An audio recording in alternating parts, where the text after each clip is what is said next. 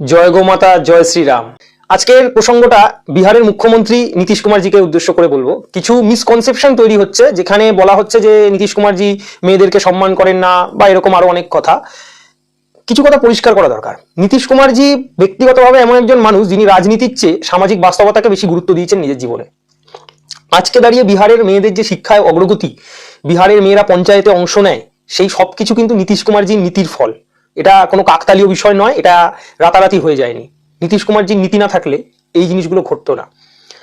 একটা স্বাধীন রাষ্ট্রের একজন রাষ্ট্রনায়ক যখন একটা সমাজের আভ্যন্তরীণ একটা সমস্যাকে বাস্তবায়িত করে সবার সামনে আনছে, তখন এটা বুঝতে হবে যে তিনি ভোটের অঙ্কের জন্য রাজনীতিটা করেন না, তিনি একজন সাহসী নেতৃত্বের পরিচয়টা দিচ্ছেন সকলের সামনে। হ্যাঁ, তিনি বোরখাটা টেনে সরিয়েছেন। কেন সরিয়েছেন? আমার তো সন্দেহ ওর ভিতরে লালু প্রসাদের ছেলে তেজস্বী যাদব থাকতে পারত। একটা ডাক্তারির সার্টিফিকেট কেউ নিতে গেছে, সে কেন বোরখা পরে যাবে? তার ধর্মীয় স্থান তো ওটা নয়। তাকে দেখে তো ডাক্তারি সার্টিফিকেটটা দেওয়া হবে যে আমি এই ব্যক্তিটিকেই দিচ্ছি তার সার্টিফিকেটটা যদি কালকে মিসপ্লেস হয় তাহলে তার দায় কে নেবে? এটা একটা খুব ভাইটাল সার্টিফিকেট। আমরা যে বিস্ফোরণ কাণ্ডটা দেখলাম কিছুদিন আগে, সেখানে তো ডাক্তার রাইসিন বানিয়েছিল, ডাক্তার বোম হয়ে ফেটে যাচ্ছে। আমি কি করে বিশ্বাস করবো যে এ কালকে কিছু করবে না? কারণ এদের আর ওদের মধ্যে পার্থক্য কি ছিল? কিছুই ছিল না।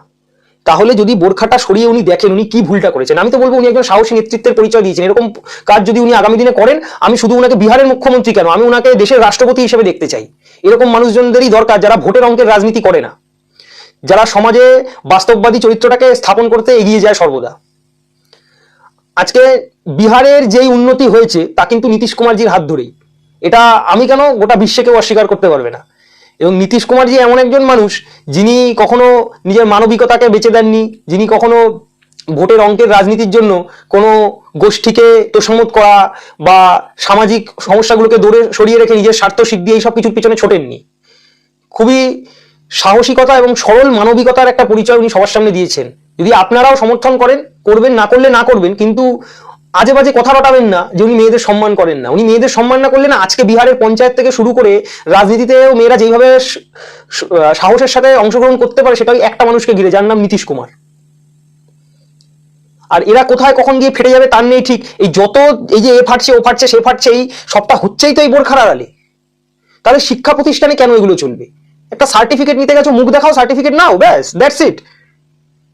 তিনি তোমাকে না কোনো অশ্রাব্য ভাষায় গালাগালি করেছেন, না তিনি তোমার এখানে ওখানে হাত দিয়েছেন, একটু বোরখাটা তুলে মুখটা দেখেছেন, ব্যাস। আমি তো বলবো বেশ করেছেন।